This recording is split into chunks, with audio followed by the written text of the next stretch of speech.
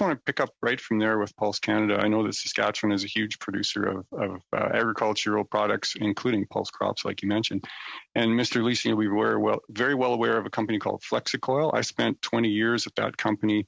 And one of the things that the company did was it innovated in air seeder technology, which allowed the zero tillage change to come to agriculture, which was essentially a market-driven approach to innovation that had all kinds of advantages and many of them environmental.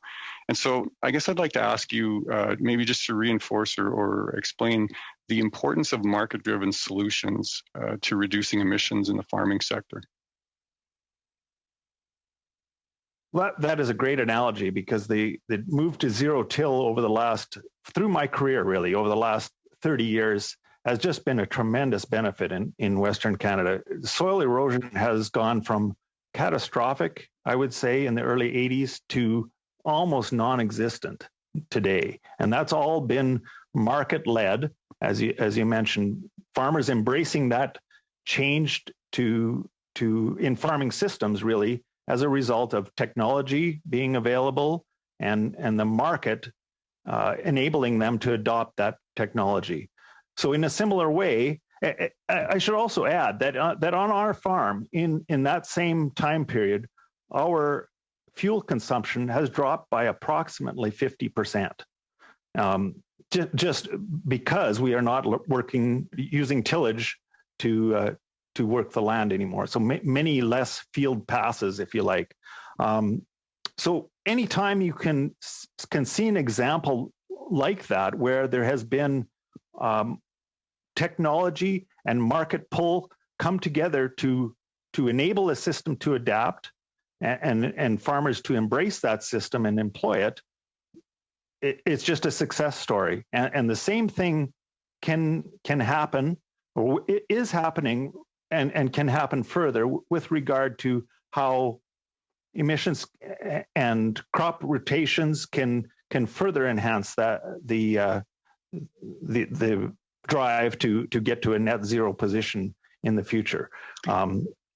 Thanks. And your group has been very vocal for free trade agreements to opening foreign markets. And as you say, pulses are almost all exported out of Canada. And buyers need certainty. And I guess one thing that I've seen the Liberals have been really good at is adding uncertainty to businesses in Canada.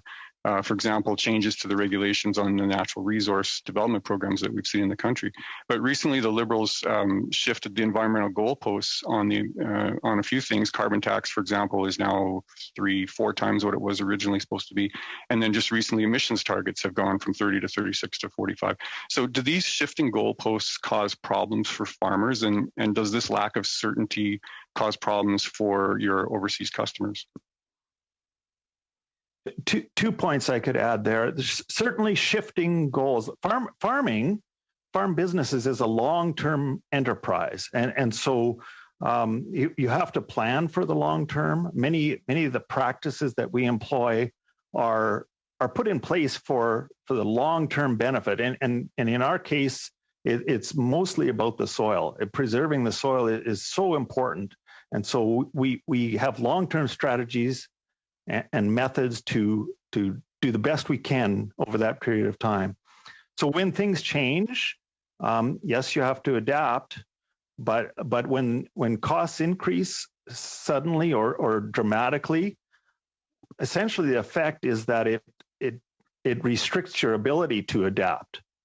A lot of the adaptation to, say, zero tillage, like we mentioned before, it did require considerable investment on behalf of farmers. If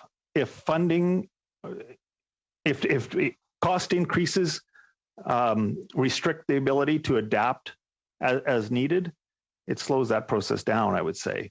Mm-hmm. On the second point about reliability to export customers, absolutely critical.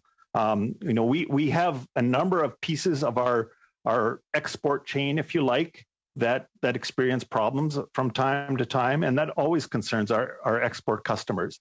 The more reliable a supplier we can be to huge markets like India and like China, and I should add quality markets like the EU, the more reliable we can be, the better off the whole industry is, both in the short and long run.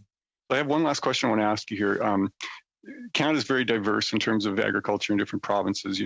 Saskatchewan, we grow a lot of lentils and peas, Manitoba, sunflowers, et cetera. If we had the opportunity to strengthen this legislation with some amendments, such as forcing the government to consider regional economic impacts, do you believe that would benefit farmers?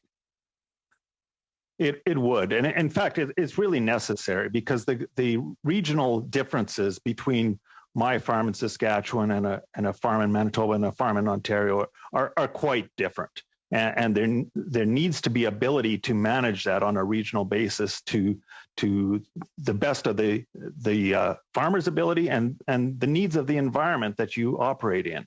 And so I think regional adaptation is absolutely critical.